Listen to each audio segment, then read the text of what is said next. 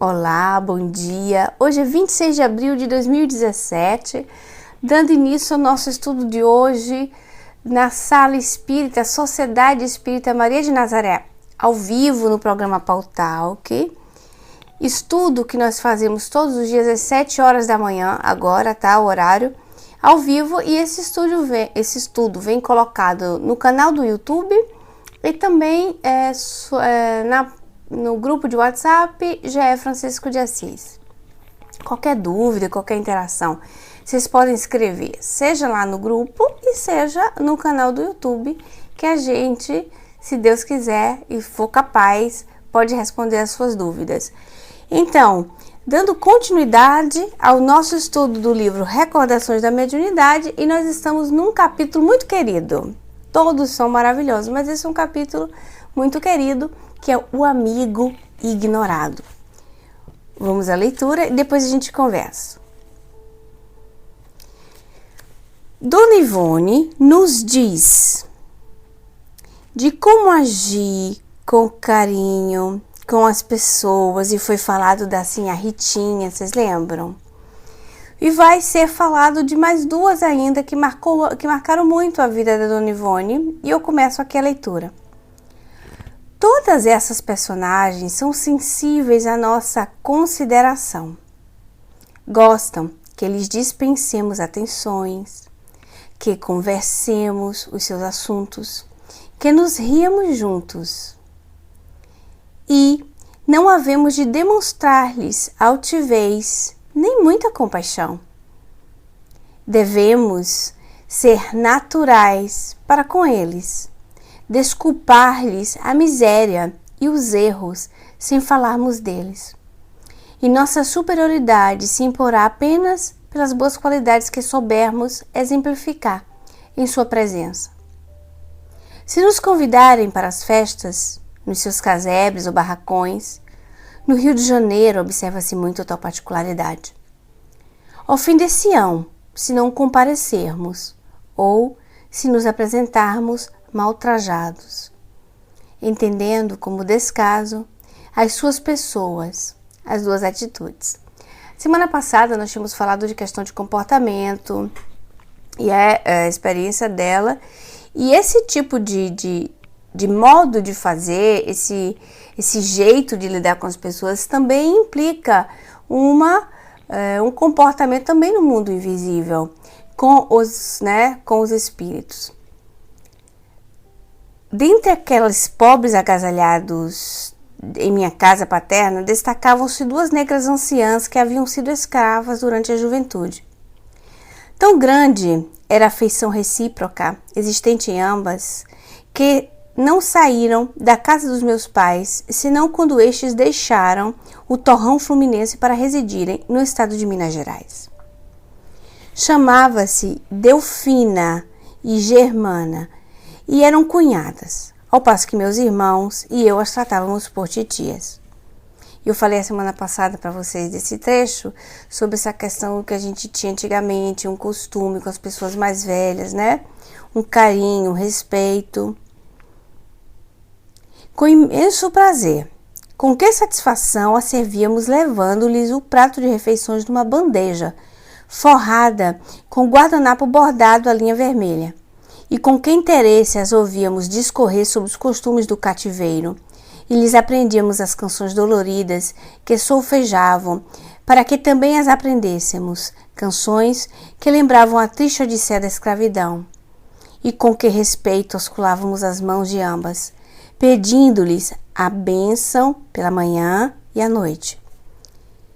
Meus pais haviam recebido dos seus ancestrais os mesmos ensinamentos e mantiveram, por isso mesmo, costumes patriarcais em nossa casa. Impunha-se e eram obedecidos, mas era bela a nossa vida, apesar dos espinhos que muitas vezes nos feriram. E tudo quanto aqui relato se estendeu entre sua prole, mesmo depois do passamento de ambos. Então, mesmo depois que os pais dela morreram, desencarnaram, eles continuaram, porque aquela educação, aquele modo de ser afável, caridoso, na infância ficou registrado. Eu não sei se nós já tivemos a oportunidade de falar de educação. Nós falávamos que a educação é uma repetição continuada. O nosso cérebro absorve com repetição. Se você for observar, por exemplo, a inteligência rudimentar dos animais, vocês observam que eles vêm com adestramento repetido, até que eles façam aqueles gestos, aquela coisa que ele está aprendendo repetidamente. O nosso cérebro, que ele tem a inteligência racional, nós precisamos também de repetição. Então, para quem é mamãe aí, ou é titia também responsável, viu? Tia também tem responsabilidade. Quem é vovó, nós sabemos que tem uma repetição, que aí você cresce menino e fala, meu Deus, quantas vezes eu vou ter que te repetir isso? Nossa, gente, é infinito. É incrível. Ai, quantas vezes eu falei? Parece que nunca falou, né? Quantas vezes eu vou ter que te dizer a mesma coisa? Quantas vezes eu vou ter que te ensinar a mesma coisa? Tem uma situação que castiga um pouco a paciência da gente, né? É uma prova dura. Mas que tem fruto, dá fruto. Então, esse fruto vai brotar em circunstâncias que a gente às vezes não espera. Muitas vezes quando não estão na nossa presença.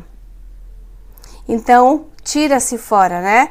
Aquilo que foi, vamos dizer, cultivado na primeira infância, que foi cultivado na adolescência, que é um período que neguinho fica com o narizinho em pé, fica danadinho, não se sabe se é grande, não se sabe se é pequeno, e aí chega-se a hora da imposição também da educação, de um modo diferente e tudo mais, mas sempre repetido.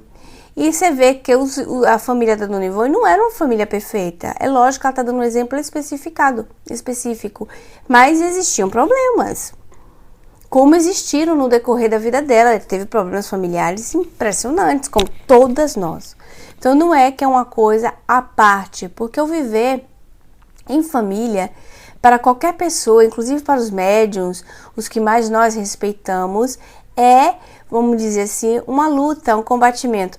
Um amigo nosso, que esteve conosco há pouco, italiano, né? Ele estava contando uns fatos de família interessante e dizia assim, que a família dele foi sempre educado modos bons, com valores bons e tal, ele mais dois irmãos. E o que acontece? Quando chegou na família, cunhado e cunhada, bagunçou tudo. Bagunçou foi tudo, né? Porque cunhado e cunhada trouxeram de outras famílias aquilo que eles trocam de bagagem, não é? Porque quando a gente casa, a gente não traz nossa bagagem. Traz a bagagem cultural, traz a bagagem de educação, a gente traz material, né não? Então nós vamos somar. Só que não tem como a gente ficar isolado e não ter convivência, porque é necessário o crescimento mesmo. É necessário nós absorvermos outras culturas, porque o espírito ganha em experiência, o espírito ganha, né, em desenvolvimento, e é importante. Então nós precisamos, né, de convivência para poder desenvolver. Então não tem como a gente, por exemplo, ter os filhos totalmente educados no nosso esforço e depois querer ficar com eles pra gente. Não tem como, né? Eles têm que conviver com os círculos no qual eles vão entrando, porque nós vamos entrando em círculos, porque a gente acha, o ser humano é engraçado, né? Porque a gente acha que só entrar em círculo é entrar no Rotary, numa maçonaria, mas a vida é feita de círculo social, né não?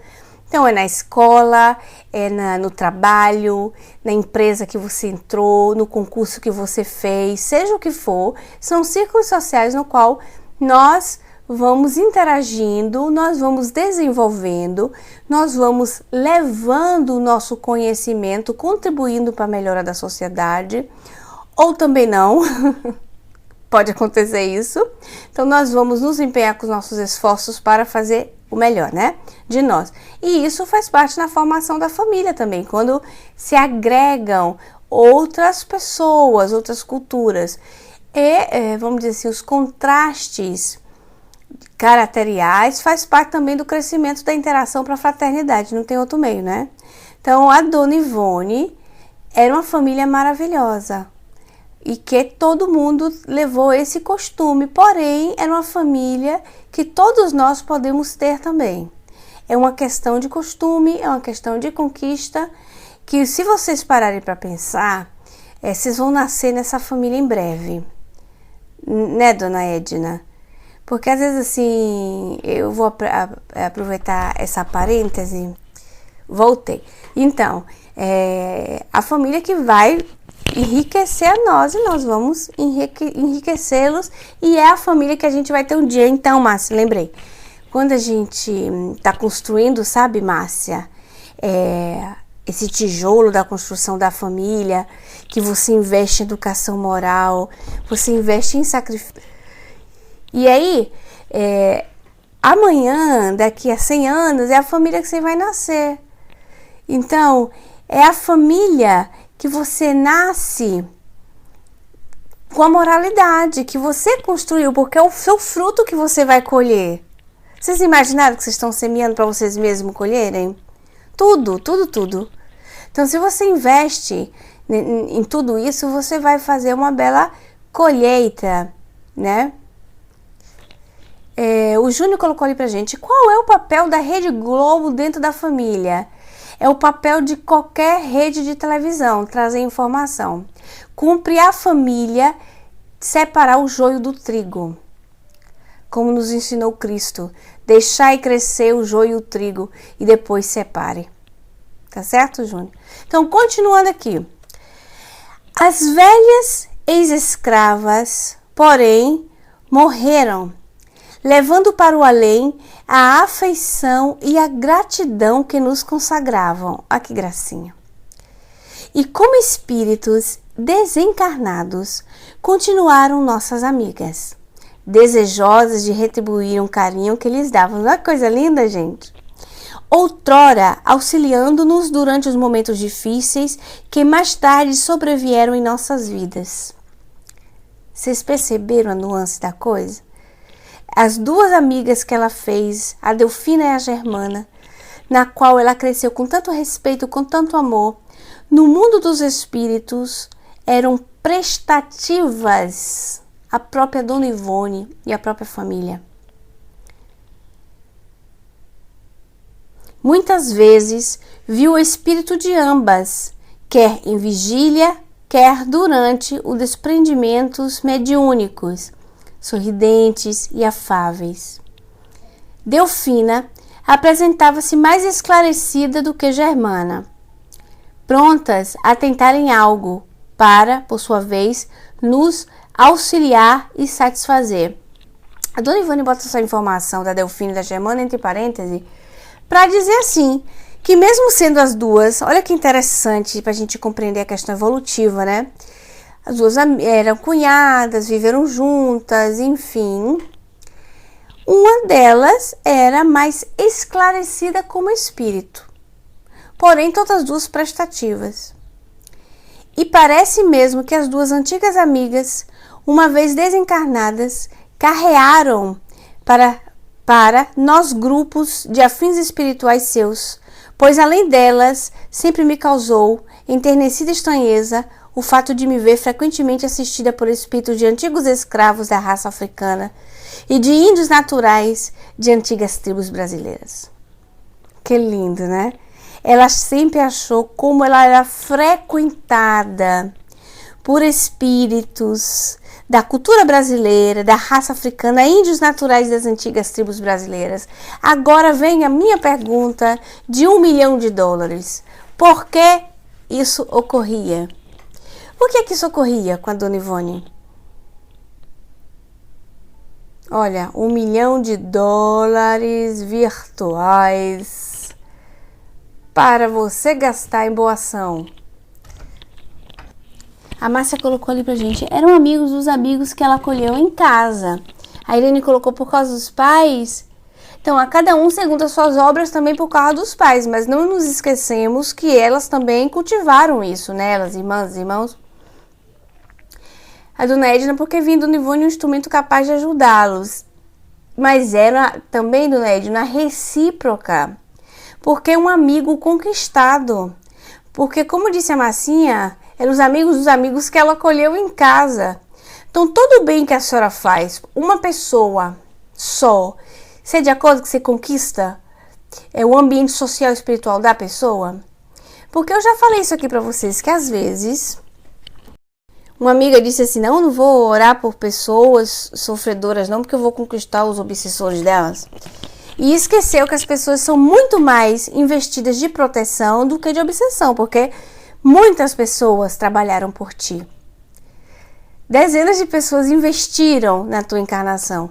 E tudo vai pela lei de atração, né, Fátima? E por conquista, porque estavam a Germana, a Delfina e todo o restante do pessoal ligado à raça escrava, que foram escravos que eles deram muita assistência, mas vamos lembrar que a família em si também sempre foram assim, dos parentes, dos próprios pais da Dona Ivone. Então é um círculo de amizade espiritual muito grande. É bem amplo, né? Como trabalho, vamos dizer assim. Então é isso, vamos dar uma continuada aqui.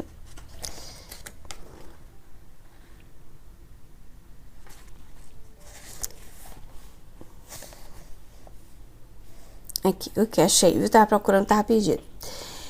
Disse-ia que o amoroso trato outrora concedido por meus pais, aqueles humildes filhos de Deus, a quem hospedavam no próprio lar, impelindo-nos ao mesmo proceder para com eles, atraíra para nós outros, os filhos, as simpatias dos desencarnados da mesma classe.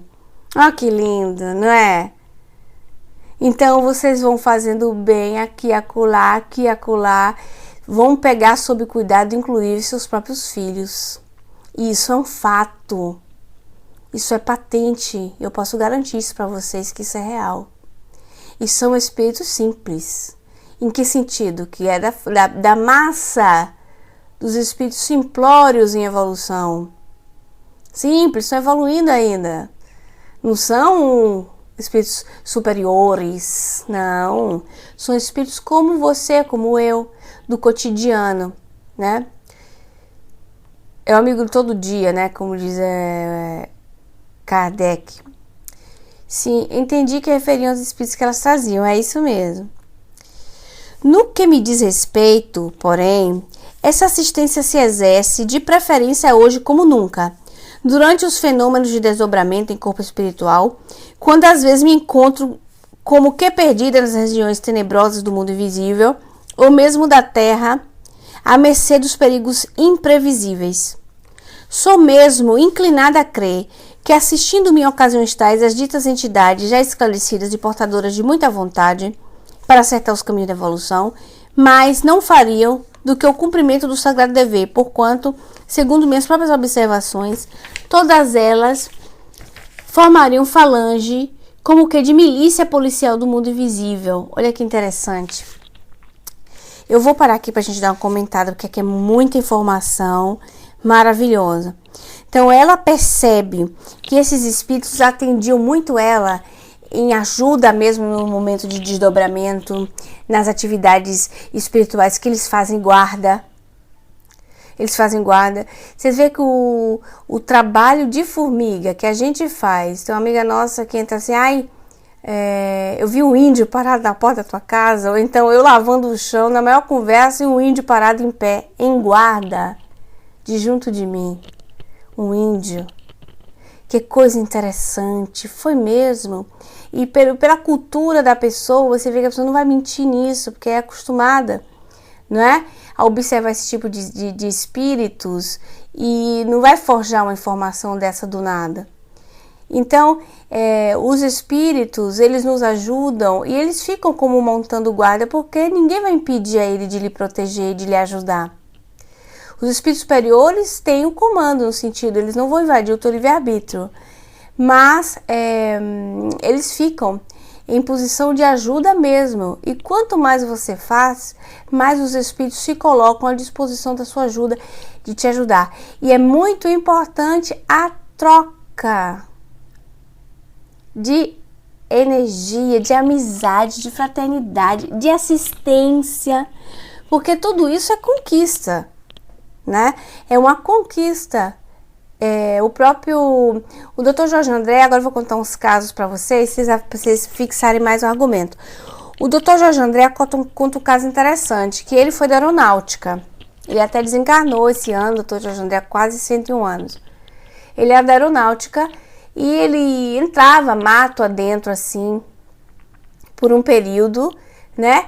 E aí, de trabalho, ele, vamos dizer, aquele pessoal que era o guia, sabe? Tipo o guia turístico do mato, que ele ia com facão, abrindo os caminhos para ele passar, enfim. Eu sei que tinha as tribos de índios ainda muito atrasados e ele tinha que ter um contato e o pajé pediu para vê-lo, porque sabia que ele era médico. E ele foi ajudar uma criança.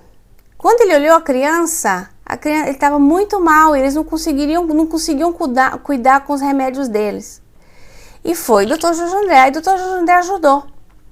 Chegou lá, ele deu um remédio super simples na época, que era injeção, que vocês sabem que age logo. Tinha uma injeção que até me lembro que ele disse que tinha eucalipto, tipo eucaliptóis, remédio que se usava para gripe. A menina ficou boa. E os índios ficaram assim num agradecimento enorme com ele, né? Aí ele conta mais outros casos, enfim. Tá bom, aí ele continuou a vida dele. Um dos amigos dele, que tinha um fenômeno anímico, desdobrava, ele fazia esses experimentos, o Dr. Jorge André, e mandou ele na casa dele, mandou o médium, vamos dizer, na casa dele para averiguar em espírito. Quando chega lá, né, ele viu 2 índios com arco e flecha tomando conta da casa. Foi. E não só isso, né? Aí tentou entrar no quarto do casal. Esses espíritos estavam de guarda. Não pode entrar no quarto do casal. Aí depois, espíritos mais esclarecidos disseram que o tálamo conjugal não é invadido por espíritos, se o casal é em equilíbrio. Então, o tálamo conjugal é a 2, pertence a vocês. O espírito não fica lá bisoiando a vida de vocês. E o Dr. Jorge André conta disso, né? Dessa conquista, dessa amizade que ele tinha feito, a proteção de índio e tal. Me lembro, em questão de desdobramento, algumas experiências que eu tive pessoalmente, e quem é minha amiga, a Cláudia, com certeza sabe dessa história. Não sei se a Fabrícia sabe, convive comigo assim mais no cotidiano, né? Que fazem as atividades de socorro no plano astral. E eu me encontrava convencendo algumas mulheres que elas não eram escravas, que elas poderiam sair dali e tal, e tal, e tal, e tal. Elas estavam tipo um cárcere. Não era um cárcere, mas era sob um cárcere. E aí eu fui pega. Fui pega por um dos chefões e fiquei... eu fui agredida de grito na cara e botou sentada com banho de violência. Umas coisas assim bem sinistras. Aí eu lá, com minha cara mais lisa do mundo, sem medo nenhum, não sei como, não tinha medo, talvez eu tinha consciência que eu devia estar tendo alguma assistência invisível, né? É bem provável, porque as lembranças cada vez mais vão se apagando, né? Ainda bem que o gráfico é registrado, vai se apagando. E aí eu me lembro claramente de estar, tipo assim, uma caverna, era uma coisa assim bem esquisita, sentada. E veio esse senhor, parecendo um preto velho, não, porque na verdade ele não tá vestidinho de branco, como a gente vê a foto preto velho. Mas ele era um mulato, bem mulato, negro. E ele tinha, vou dizer pra vocês, uma bermuda jeans, como se fosse cortada de uma calça jeans. Que uma das dobras da calça era um pouco acima do joelho. Vocês estão conseguindo imaginar? E ele era cheinho. Ele não era gordão, não, mas ele era cheinho. E a outra perna da bermuda dele era mais dobrada, então ficava uma mais curta que a outra. Ele parecia que desopicava, gente, mancava de uma perna. Ele tava com uma camisa, como se fosse uma camisa azulzinha assim, camisa mesmo, de botão, com essa bermuda, os pés eu não lembro, se era chinelo, se não era, não lembro. E tinha uma barba por fazer, mas não era barba cheia, era uma barba por fazer mesmo, sabe? Quando você parece que quando o homem fica umas 2 semanas sem fazer barba, 2, 3 semanas de fazer barba. O cabelinho dele assim pra trás com um chapéu de palha. Aí ele entra, me olhou sentada, piscou o olho pra mim, piscou o olho, não posso nunca esquecer disso, piscou o olho. Eu fiquei na minha, super tranquila. Ele foi lá dentro, mais distante assim de mim, eu via mais ou menos a conversa, né? E ele dizia, olha, é melhor vocês soltarem ela. Não adianta vocês ficarem segurando porque ela tem costas largas. Não esqueço disso. E eu, olha, eu tenho costa larga, fiquei pensando, né? E eu pensava em tudo, viu? E tal, e o homem lá reclamando e dizendo que ela é muito atrevida, vem pra cá enfiar o nariz nas coisas dos outros, e essas coisas assim, tal, e ameaçaram. É melhor soltar e tal. Daqui a pouco, eles vieram bem agressivos e disseram que eu não botasse mais o nariz no trabalho deles, que eu não tenho que estar me metendo, que eu não fui chamada ali, senão ia ser pior pra mim, nananã. Tá bom. Aí ele pegou, me ajudou a levantar assim da cadeira, não sei o que, e eu fui embora, eu já não lembro mais. Mas eu me lembro a perfeição dos detalhes da cadeira, sabe? Dele vir, dele piscar o olho pra mim. Então nós fazemos atividades socorristas, com certeza. Tenho 1000 casos para contar. Mas só para vocês terem noção de onde saiu esse senhor, né? Do nada que não foi, com certeza. A Cal colocou ali pra gente, rezar por eles também, né? Rezar por eles também, em que sentido, Cal? No sentido deles estarem com a gente a rezar por eles? Na verdade, o pensamento bom é uma oração, né? O pensamento bom é uma prece. Então, até você tá com uma pessoa aqui na sua frente, você concentra e você exala. Eu gosto de usar a palavra exalar porque fica mais fácil do que jogar, as pessoas não conseguem. Mas você imagina que fosse um vapor, a luz. Você imagina aquele vapor saindo de você, do central da sua cabeça, e você joga na pessoa. É uma prece. E pedir a Deus, né? Meu Deus, o Senhor aqui comigo agora. E joga.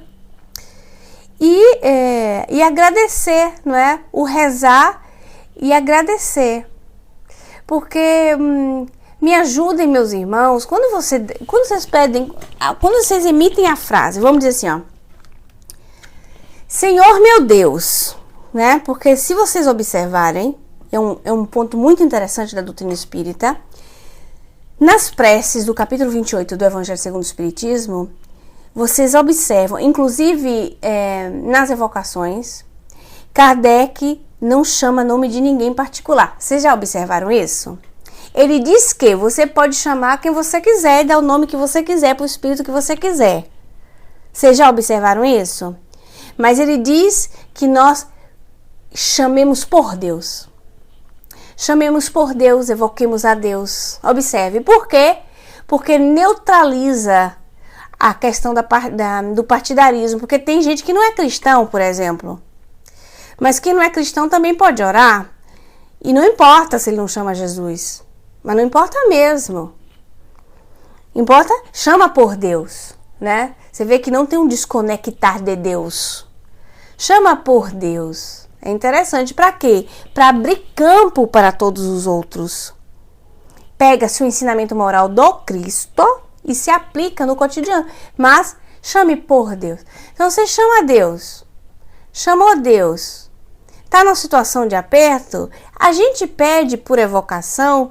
Ai, meus irmãos, me ajude aqui em tal coisa, não sei o que, não sei o que. Você vai pedir, não tem problema.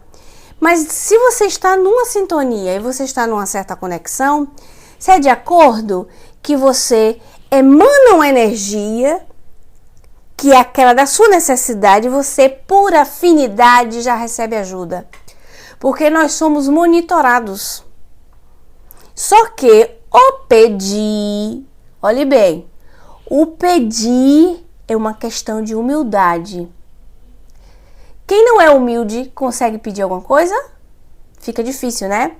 Então, o pedir é uma questão de humildade, que não quer dizer que a gente não é orgulhoso, mas naquele ato ali é uma questão de humildade. Você pedir a Deus para interferir na sua vida é um momento de humildade, tipo, eu não sou ninguém, resolve para mim, meu pai, né? Eu tô sem força, fulano me ajuda, o Espírito se quiser. Espíritos amigos que estão junto de mim, me dá uma força, é um amigo ignorado, é um amigo que nós não conhecemos face a face, que nós não sabemos a origem, nós não sabemos a identidade dele, nem o CPF, né? Mas existe. E isso não é uma questão de uma mediunidade ostensiva de evidência, é uma questão de confiança, é fé. É assim e pronto. Não tem uma segunda opção. Hein, Fábio? Já pensou? Será? Quando você fala o será, Fábio, afunda. Afunda no mar. Jesus está dizendo, vem. Aí você faz, será que eu vou? Pronto, afundou.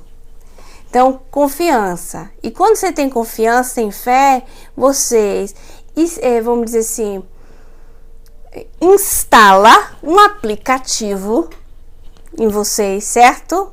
Muito mais eficiente do Google, que sintoniza as melhores coisas através das tuas ações, através do teu pensamento, e isso fica automático. Mas conselho de amigo, né? Diz que conselho não se dá. É igual a água, só quando se pede. Você já sabe que isso funciona? Na verdade, não. Não para uma pessoa invadente como eu. Então, eu dou, você recebe se quiser, né? Agradeça sempre. Agradeça. Qualquer coisa agradeça. É verdade, é obrigado. Obrigado, meu Deus. Qualquer situação da sua vida, agradeça. Dê uma topada. Ai, que dor, meu Deus. Oh, que dor, obrigado. Esse foi um exemplo horrível, né? Foi um exemplo assim, super infeliz. Mas tudo bem. Obrigado, meu Deus, porque alguma coisa o Senhor está querendo me ensinar. Eu ainda não tive uma amplitude de luz espiritual para compreender. Mas eu vou na confiança em ti, porque eu confio, às vezes não tenho capacidade de entender. Tem uma música que eu vou botar para vocês no final, ela é evangélica, então vocês compreendem o sentido evangélico, que ela diz assim que não precisa entender. A gente precisa entender, lógico, só que a gente, muitas coisas não tem explicação, e aí agora, confia e vai, né? E aí, a questão das conquistas, né, Fátima, que a gente fala, Fátima colocou ali, você sempre disse que o melhor que podemos fazer na vida é conquistar amigos. Perfeitamente. Conquistar amigos. Você vai na casa de alguém, por exemplo, um costume super sadio, super legal. Você sabe, vamos dizer assim, eu vou lá na casa da Fabrícia visitar a Fábio.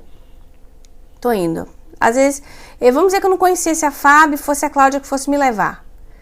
Eu vou para casa, chego na porta da pessoa e digo assim, Senhor, estou indo na casa de alguém, abençoo a vida dela, espiritualmente eu peço licença ao ambiente espiritual no qual ela pertence e vou na casa da pessoa. É um costume. Um costume. Porque eu sei que eu estou lidando com o invisível que está ao redor da pessoa. Bom ou ruim. Eu sei. Mas isso é normal, faz parte do trabalho.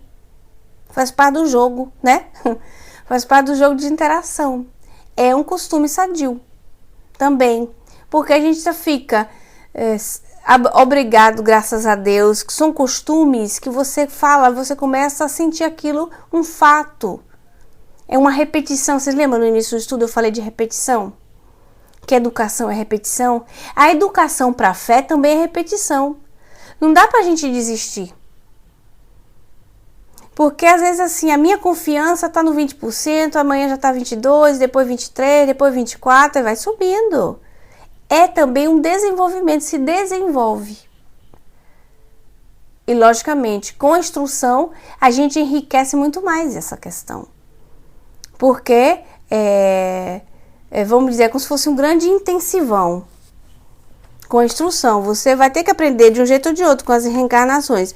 Mas com essas informações aqui, é como se estivesse fazendo um grande intensivão, né? Então, eu vou trazer um material para vocês que eu pedi a minha amiga, a Carla, que eu falei com vocês a semana passada, sobre o trabalho que ela faz com os refugiados e tudo. E eu pedi para ela trazer pra gente um relato, ela mesma, como ela não podia estar pessoalmente, um relato sobre a atividade do trabalho que ela faz, porque é o trabalho do pão dela de cada dia. Alguns desavisados poderiam dizer assim, mas é o trabalho, tá ganhando para isso, não é? Alguns desavisados poderiam pensar isso, mas mesmo ganhando, quando a gente tem um salário, quando a gente pega o trabalho como uma missão, para contribuir para o crescimento da sociedade, para contribuir para ajudar famílias a se melhorarem junto com você, não é? A vida com certeza vai ter mais sabor, né não? Então, não é só fazer o seu dever limitado ao seu cargo, mas fazer muito mais, porque é isso que Deus espera de ti. Então, vamos ao nosso relato da nossa amiga Carla. Deixa eu preparar aqui direitinho. Pessoal do Maria de Nazaré, aí na saulinha do Pautalk. Me chamo Carla, é um prazer enorme estar aqui com vocês e gostaria de contar um pouquinho da minha experiência. Eu trabalho com refugiados, a Ravena, com mais ou menos 80 pessoas, divididas em várias casas, em vários bairros da cidade. Eu ensino italiano nas casas. Só que o ensinamento de italiano não é só da língua italiana, mas passa também pela cultura italiana. E obviamente que eu não sou menina, eu vendo meu peixe. Trabalho também com educação moral. E como é que funciona isso aí? Eu não posso chegar para os meninos, que são a maioria de matriz africana. Temos países como Mali, com 3 etnias diferentes do mesmo país. Nigéria, com 4 etnias diferentes. Benin, 3 etnias diferentes. Guiné, 2 etnias diferentes. Senegal, 3 etnias diferentes. Deixa eu pensar aqui. Costa d'Avorio. Tem Marrocos também. Mais o pessoal do Paquistão, do Bangladesh e do Afeganistão. Então, são culturas completamente diferentes umas das outras. Uma parte deles, a menor parte é cristã, a maior parte é muçulmana. A religião, o modo de ver a religião muda muito em relação ao país. Os africanos, geralmente, eles são os fanáticos. Os africanos muçulmanos são menos. O pessoal do Paquistão, do Afeganistão, tem uma tendência maior a um exagero mais religioso, sabe? São um pouco mais, vamos dizer assim, não gosto da palavra fanático não, mas é alguma coisa desse tipo aí. Então, o que é que acontece?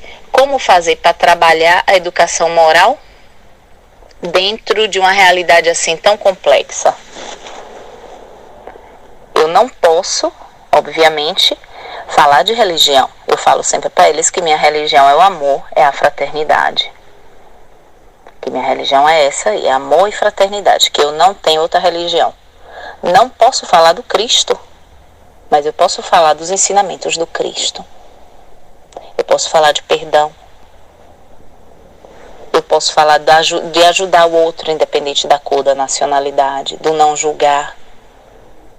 Que o importante é aquilo que eles levam no coração. Não é o nome do Deus que eles professam. Que Deus, seja ele Alá, ou seja ele Deus, como a gente chama, sempre Deus é um só. Ele não escolhe religião. E para fazer esse tipo de trabalho, eu sinto a proteção e sinto também a presença de espíritos de várias religiões e nacionalidades. Então eu sinto, às vezes eu estou subindo as escadas, ano passado, em novembro, aconteceu uma coisa bem interessante.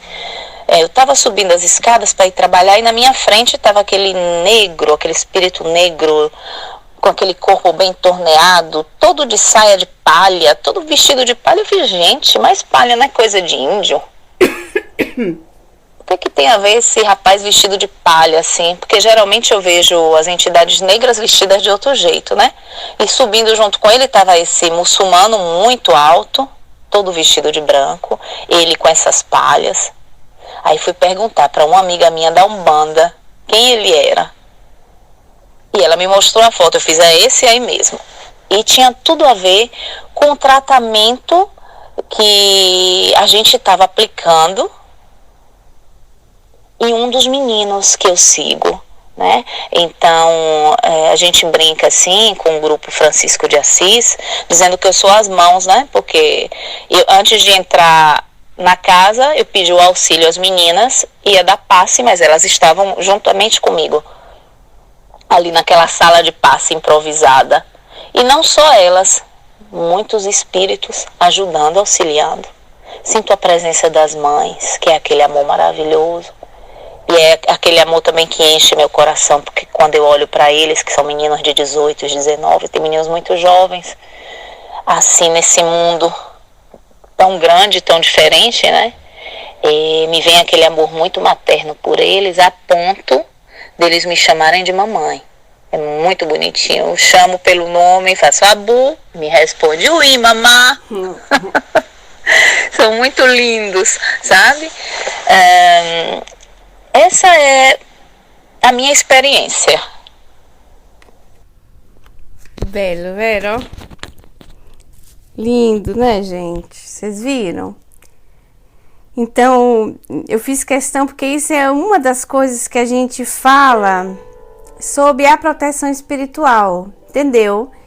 Porque, como eu converso com ela sempre, eu sei muitas outras coisas dessa proteção de etnia, desses espíritos. Às vezes ela tá indo trabalhar, ela vai de manhã, né? Então ela vai trabalhar, sobe aquele mundo de mulher africana, mãe, negra, tudo vestido com aquelas turbantes na cabeça, sobe junto com ela.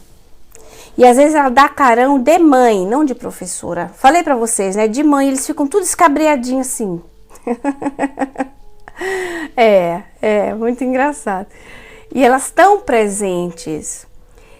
Uma determinada feita, a gente estava fazendo um tratamento à distância com esse rapaz, né? Que ele tinha um problema de saúde interessante. Ele rodou muitos lugares em países diferentes para cuidar dessa dor que ele tinha na barriga, esse mal-estar que ele tinha na barriga, e nenhum médico achava nada. Olha que interessante. Aí ele veio parar na Itália.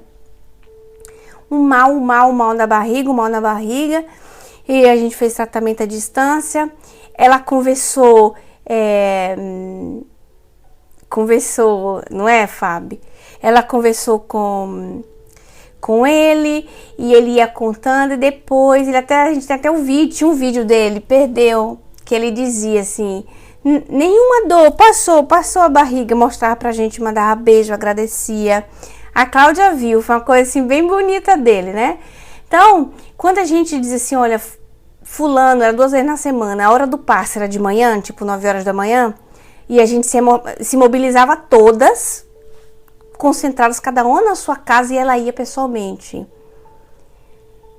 Sem brincar nem pôr. Onde eu estava, ficava lotado de espíritos africanos. Cantando as músicas deles. Então é assim, não é lindo?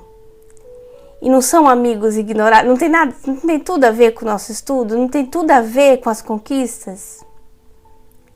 Tem ou não tem? E depois nós recebemos uma comunicação espiritual de um espírito que assinava como um preto velho e explicava tudo o que tinha ocorrido com o rapaz, ainda dava orientação dizendo que espíritos mais simples, né? Ele dizia, espíritos mais simples, que lidam com energias mais densas, se estão, vamos dizer, ocupando com o caso dele. Olha que coisa interessante. Porque sendo os espíritos afrodescendentes do Brasil, já de um determinado desenvolvimento cultural mais amplo, somavam com os espíritos das etnias mais estreitas. Uma coisa assim espetacular, não é? E ele teve todo assim, uma coisa incrível. Foi uma experiência muito bonita mesmo. Então, tem tudo a ver com essa experiência da Dona Ivone e vocês vão ver o quanto... Por que a gente frisa muito isso? Por quê? Porque a gente tem uma visão que os espíritos nos assistem e para ter uma certa superioridade ele está ligado a uma certa religião. E não vai a mim aí nenhuma crítica para isso. Então, se é freira, é ligada a Deus. Se é padre, se apresenta por padre, se apresenta por freira. Principalmente no Brasil, nós temos uma tendência a temer os espíritos que têm uma característica mais africana. Pela cultura dele, eu percebo isso. Ai, meu Deus, será que tem a ver com macumba? Será que tem a ver com... Quantas amigas me perguntam, gente, tem nada a ver isso. Agora, estudando, nos esclarecendo, fazendo amizades e estudos, a gente vai perceber o grau de instrução do espírito. Nós vamos perceber se o conselho dá pra gente levar 100%, se dá pra levar 20%, se dá pra dar um beijo e só dizer assim, se um grande amigo tá preocupado comigo, fica por aí mesmo. Porque nós estamos criando uma linha de discernimento. E é importante que a gente valorize também a nossa cultura, porque faz parte da cultura de Deus. Então não é somente a cultura europeia a ser valorizada, são todas as culturas. Porque, lógico, eu sendo cristã, e repito para vocês claramente o que está no Evangelho segundo o Espiritismo, quando o Espírito de verdade diz, e recolhi em feixes a verdade espalhada sobre a terra. Ou seja, ele pegou tudo o que tinha de verdade espalhado e colocou dentro do Espiritismo. Não é por isso, né, Fábio, que nós vamos negar assistência para outros ou instrução. Agora, como diz o nosso querido Haroldo, nós vamos desenvolver o nosso talento. Saber adaptar a linguagem à situação necessária e não se omitir como espírito. É diferente. Eu não tenho que me omitir. Se chegar a hora de dizer assim, sou espírita. Sou espírita. Mas, se não precisar, não se dá títulos. E já tem uma outra metodologia de adaptar a pessoas que têm uma etnia diferente, que têm uma cultura diferente. Você tem que tirar fora o seu talento. Todos nós temos os nossos talentos. Está aí a parábola nos ensinando. E nós vamos pegar esse talento e multiplicar ele. E adaptar para a situação na qual nós estivermos vivenciando. Desenvolvendo técnicas, métodos para cada indivíduo que estiver lidando conosco. Um certo espírito escreveu uma coisa muito interessante, porque eu não tenho aqui agora a frase exata, mas era algo tipo assim, adapta-se o método pedagógico educativo a cada um. Então, tem o método pedagogo A, do educador C e assim vai, né? Que você vai utilizando, principalmente para as nossas amigas professoras, lidando com as pessoas. Mas tem, foi o que o Espírito disse, o pedagogo mais importante no qual nós podemos espelhar, que é Jesus. E Jesus, sendo um grande judeu da época, nos ensinou muita coisa sobre respeito, sobre amor, sobre caridade e que nós vamos desenvolver, né, os nossos talentos. A Fábio colocou ali pra gente: que tal você escrever um livro de causos? Você e a Carla teriam muitos causos que servem de exemplos e por isso seriam edificantes. A gente tem muito caos, quem sabe escrever um livro um dia na vida, né? E ter a lembrança. Quem sabe um dia eu não vou sentar e vou escrever um recordações de alguma coisa. Recordações de um espírita na Itália. Vai sair coisa, viu? E são situações, assim, às vezes tão curiosas que despertam mesmo, né, uma reflexão nas pessoas. Fica aí a reflexão. Então, vamos concluir o nosso estudo de hoje com todo carinho que nós vamos dedicar a nossa amiga Carla ao trabalho que ela faz, né, sendo intermediária dos nossos trabalhos que se estendem, e a cada uma das meninas, né, já que eu vou falar da Carla porque eu não posso falar dos meus braços direitos, das minhas mãos e das minhas pernas, que comigo somam nesse trabalho do José Francisco de Assis, que também, como Carla, desenvolve as atividades delas no silêncio, na assistência espiritual, na assistência psicológica, no redirecionamento do pensamento humano, não é? Na ajuda, no empurrãozinho para a reeducação do ser, que é a coisa mais importante, porque a reeducação do ser é o valor que a gente leva para o além até. Porque a assistência espiritual, querer o milagre dos espíritos, é uma coisa que a gente está querendo resolver, um pá e pum, na hora ali, com o problema que a gente está. E a reeducação do ser, que é o que consiste o nosso trabalho, da instrução, da reeducação, da reavaliação do método de viver, do seu projeto de vida. Às vezes pequenas coisas da simplicidade do cotidiano, né? Né, Fábio?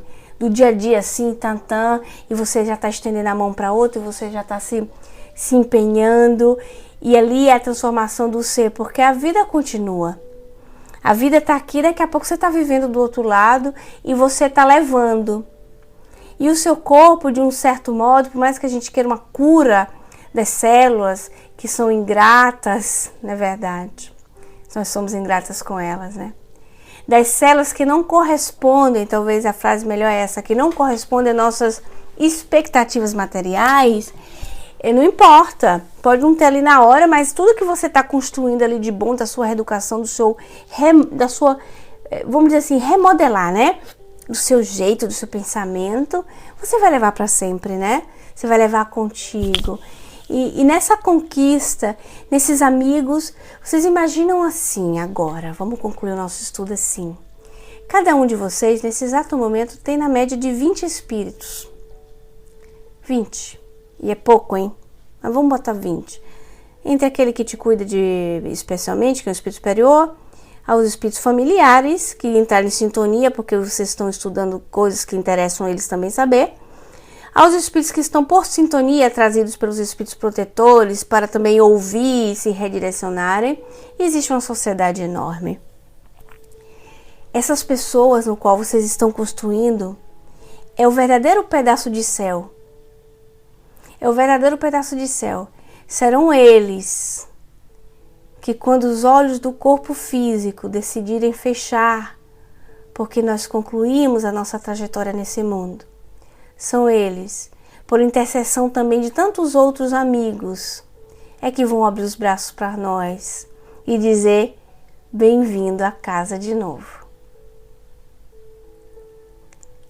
Eu convido vocês para uma prece, para agradecer a Deus a oportunidade divinal de estarmos juntos, de aprendermos juntos, de crescermos e de demonstrar o quão é importante na instrução nos mantermos pequenos.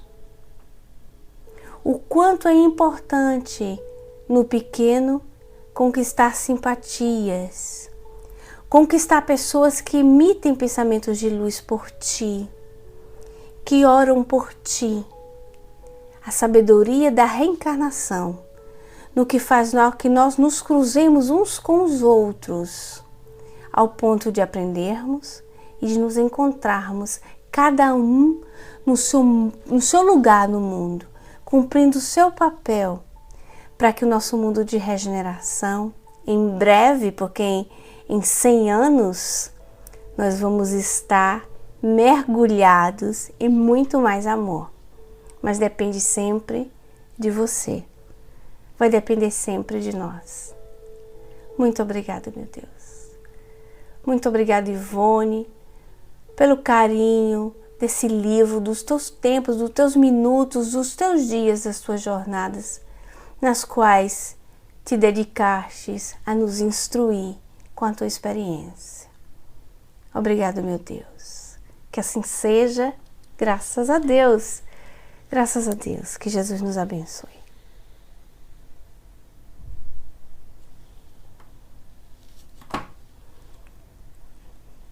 Obrigado, meninas. Que Jesus nos abençoe.